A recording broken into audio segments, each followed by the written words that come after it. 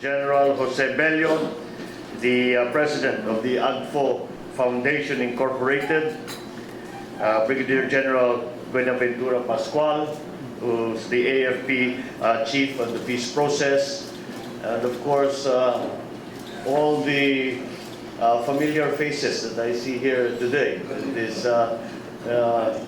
It is a bit of I have to admit that you are bringing me to a point of nostalgia, because I remember the many times when I would see you with my father as his commanders, and in the discussions of the different issues that you faced at that time. It seems ironic that the main issue at that time was still, well, there were two. There was the rebellion of the communist insurgents, but of course the actual, shall we say, conventional war was being prosecuted down in the south. And it is ironic that we now, so many years on, still have to deal with that situation.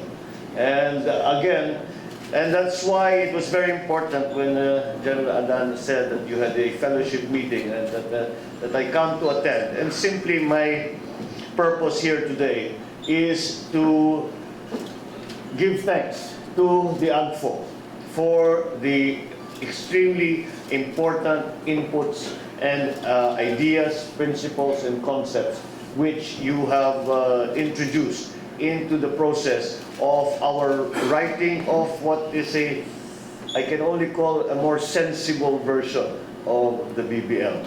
I do not know how many of you have read the draft BBL as it was handed to the Congress, but it was really something that when we first read it, sabi ko, paano ngayon, this will not work.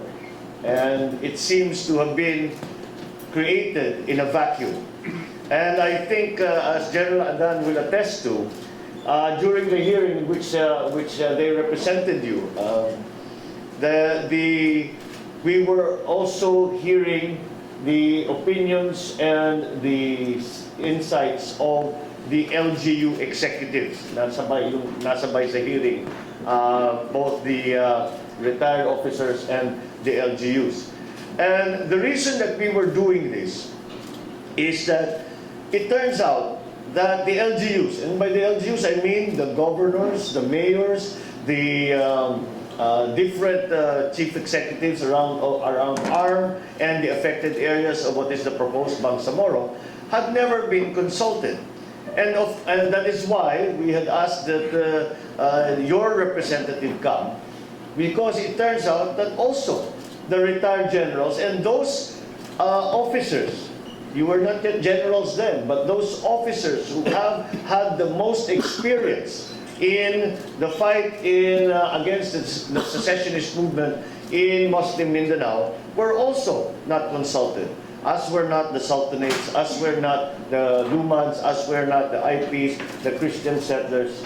And that is why it was an attempt to try and make up for that shortcoming in the process that the OPAC and our negotiators undertook. And that is why I think that we were brought back. And it was always, I think I even mentioned it during the hearing, is that I couldn't understand OPAC and their idea, how they imagined for one moment that they could get a good understanding of the situation in Muslim Mindanao and the way towards peace without consulting all of the stakeholders. And I was trying to explain to some members of the OPAP. I said, the retired generals and flag officers, you must talk to them. Because there was a time when it was the military, the AFP, who was administering some of the conflict areas. And you were serving as the political leadership at the time. Simply because out of default there was no structure, because there was fighting going on, and it fell to the commanders to keep the civilian life somehow, keep the a semblance of civilian life going, a semblance of administration going, a semblance of some order in ordinary people's lives at the time. So again, it was a bit surprising to me that the hearings, the negotiations were conducted solely between OPAP and the MILF. And again, and so I thought it's sensible, and more than that, I thought it necessary to ask what was the opinion of those who had actually served down in Mindanao at the time of crisis and since then. And I am very gratified, I was very gratified to hear the opinions of your representatives to the Senate during the hearings, because the General Adan, when he read the position paper, brought us all back down to earth, and it was a refocusing on what are the essential matters when it comes to the peace process in Muslim Mindanao. And what I'm referring to here is, of course, decommissioning. And trust the soldier to come up with the most sensible, most practical, most common sense reaction to whatever it is that we are doing.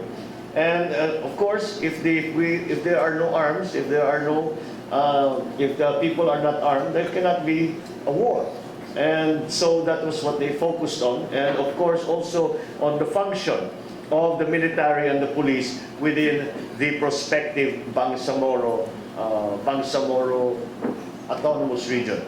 And so we have been working on it, and I'm afraid the general was I imposed upon him after our first meeting. I said, well, maybe you can give us some more of your ideas. Nabigyan ko pa yata siya ng homework. I think we had to pull him out of retirement a little bit and ask him to put together beyond the position paper that he presented during the hearing. We asked him to put together some of the other ideas that were born, the lessons that were born out of the experience of our officers and our men down south, starting in the late 70s and all the way up to today. And so we are presently, just to give you an update, we are presently incorporating some of those ideas that were brought to us in the hearings at the Senate, and I am happy to say that we are able to bring back focus and put a more emphasis on the idea of decommissioning and make the process a more rigorous process. And what do I mean when I say that? Very simple. The decommissioning process, as it was proposed in the draft BBL, was indexed or was dependent upon certain events, upon the signing of the framework agreement and the comprehensive agreement. That would be the beginning of phase 1. Upon passage of the BBL, that would be the beginning of phase 2, etc., etc. However, because of the intervening circumstances between the time that the framework agreement was signed and that the BBL was given to the Congress, the intervening circumstances somehow conspired to make the process less understandable and less well-defined.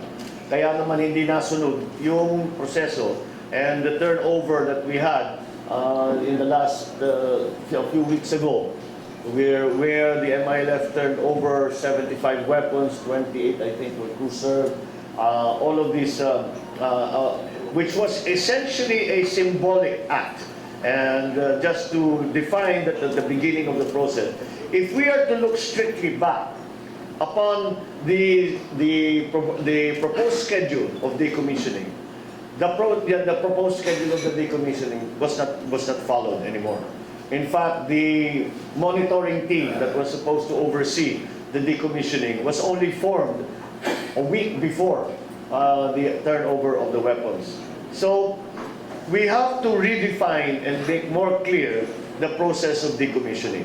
And that's why we are adopting the proposal of your organization that we will index, or we will put together, we will start the process, and we will not depend, it should no longer depend on certain events, such as the passage of the BBL, the signing of into law of the BBL, the beginning of the plebiscite, etc., etc.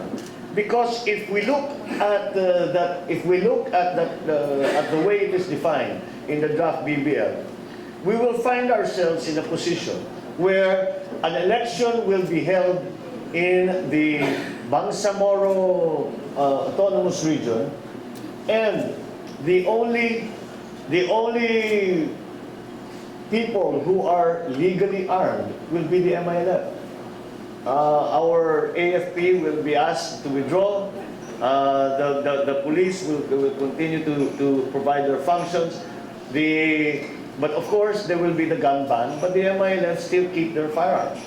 And we know that when there is one armed group that is involved in an election, then they are going to, they might be tempted to use those arms to influence the election. And I'm trying to say this in the kindest, kindest way that I can. But it would seem to be to put at a disadvantage not only the other Muslim groups, but also the other inhabitants of the autonomous regional, of the Bangsamoro Autonomous Region. We have come to call it that, the Bangsamoro Autonomous Region. And so we have to accelerate that process, and we have to understand that you cannot conduct a free and fair election if one of the groups, one of the political parties in that election is armed and the others are not. And so that is why we the misgivings that were expressed by General Adan during our hearing were well noted and well taken.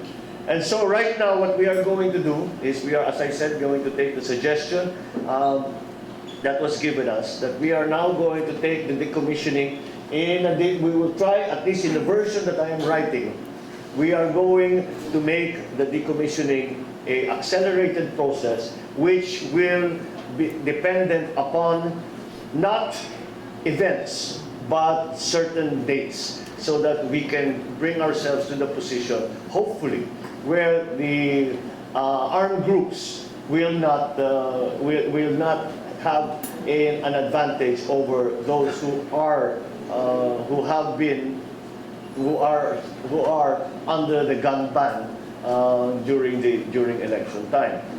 Unfortunately, because of the decommissioning as it was originally proposed, my information is that everybody down south is arming. The Christians are arming, the MNLF is arming, the influx of weapons into Muslim Mindanao apparently has increased, and that is why we are still very concerned about making the process much more inclusive. And most of the commanders and generals here had dealt with the MNLF, and the MNLF right now is saying that they fear that should the MILF be given this undue advantage, that they will then, once they are sitting in their positions of power and influence, that they will then go after the MNLF. And the MNLF is preparing. The Christian communities, of course, have the same idea, that they will be pushed out. As a matter of fact, there's already the beginnings of the MILF settling in areas that do not belong to them, and saying, once the BBL is passed, amin na ito. So this kind of dynamic is something that is familiar to you, and is something that we have to deal with. And so that is why I think at the heart of it, and again, I am thankful that we got that insight. At the heart of it is that the decommissioning process must continue, in fact must be accelerated, and hopefully in having done that, we will be able to say that at least we have made for all the inhabitants, not only the Muslim Filipinos, but also the Lumads, also the IPs, also the settlers, all the different inhabitants, that we have made for them a level playing field when the elections come around. And so this is something that we are continuing to work on. We have been able, the other suggestion that was made during the hearing, which is an important one, was, although a slightly technical and legalistic one, is that the decommissioning, the process of decommissioning was contained in an annex that was given to us before the BBL. And to give it more gravitas, to give it more importance, to make it more robust, to make it more rigorous, it was suggested during the hearing that we put it into the law and not merely into an annex. And this was actually, it was when I was listening to General Adan, it was like yung parang sa cartoons where a light goes on. I said, maganda yan, hindi namin naisip yan, that's a good idea. And that is exactly what we are doing, General. We are now we have taken your suggestions, and we are now slowly going to be putting it. We have found a place, we will put it into the transitory provisions. And that way, it will be within the law. And the BBL cannot be passed without containing those transitory provisions which contain elements and guidance and schedules and process of the decommissioning. So once again, I am grateful for the inputs that you have given. Of course, I am not surprised in the slightest that these were sensible and born of hard-fought experience. And by that, I do not mean that figuratively, I mean that literally. And that is why, again, those suggestions, those insights, those perceptions were so relevant and were so useful for the process that we are undergoing right now. So once again, we of course recognize the service that all of you have given during the times of great crisis. We think that today is a crisis, but is a time of crisis. But I remember in the late 70s, I remember talking to my father when he said there was a point at which we thought we would lose Cotabato. I thought there was a point where we thought we would really have to give up parts of the country. And he made his very famous statement that I did not become president to preside over the division and dissolution of the Republic of the Philippines. We must stay close. We must stay close to that idea, and we must do all that we can. Of course, we are looking for peace, and we are trying to find ways for peace, but a genuine peace. A peace that will actually last, a peace that includes all the stakeholders, a peace that attends and confronts all of the challenges that are being put before us for the many, many years of conflict, the many, many years of difficulty, the many, many years, the history of this conflict goes back way beyond the establishment of the Republic of the Philippines. This goes back to the Spanish times. This goes back to many of to our very, very ancient history. And still, we have this problem. We have this situation ahead of us. We continue to try to find a way through, and that is what we are doing. And that is why, when I'm criticized for being anti-BBL, I am quite surprised and do not quite understand, because we have been working terribly hard trying to make sure that the BBL is a good one. Because the draft BBL that was given us was not a good one. The draft BBL that was given us would give primacy to the MILF and would downgrade the role of all the other stakeholders who have, in fact, their own interests, their own agenda, and have gained some concessions from the national government. Namely, of course, the MNLF, who have the Tripoli Agreement, who have the Jakarta Agreement signed with the government. And now we have this new agreement signed with the MILF. And the problem we confront today is trying to harmonize those previous peace agreements with this new peace agreement, and giving a proper role for all the stakeholders to play within the new proposed Bangsamoro autonomous region. So it is an ongoing, even if and when this law is passed, even then, we must look upon it as a work in progress. Just because it has been enacted into law does not mean we cannot amend it. Just because it has been enacted into law does not mean that circumstances will not change, and we must adjust to those circumstances.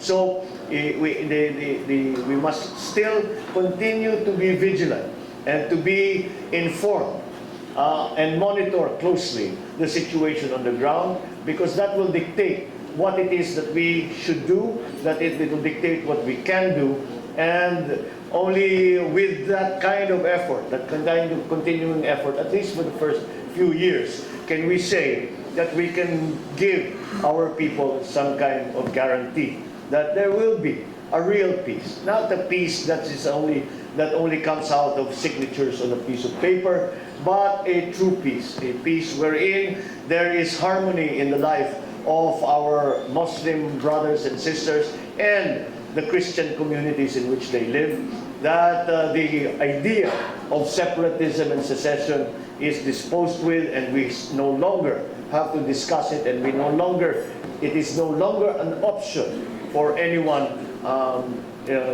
be it Muslim Mindanao or anywhere else, that it be still an option and a cause for any group, armed or other, around the country. So again, the part that you have played in that process has been central, important. I cannot overstate the importance of what we had heard and learned from your organization during the hearings.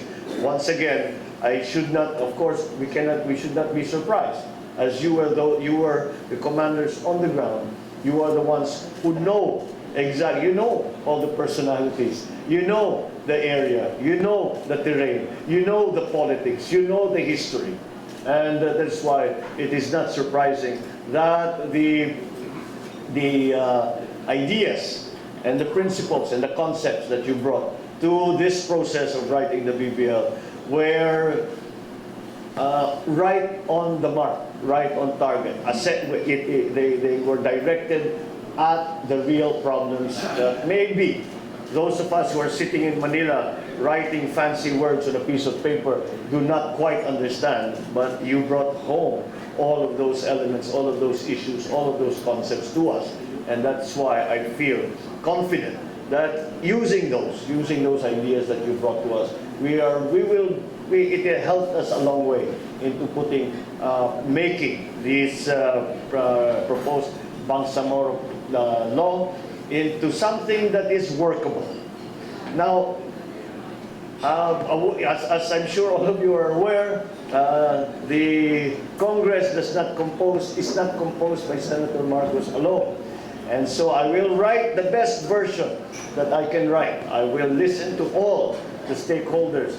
But when it goes, as you well know, when it goes into plenary, when we debate it in the Senate, there will be many changes still to come.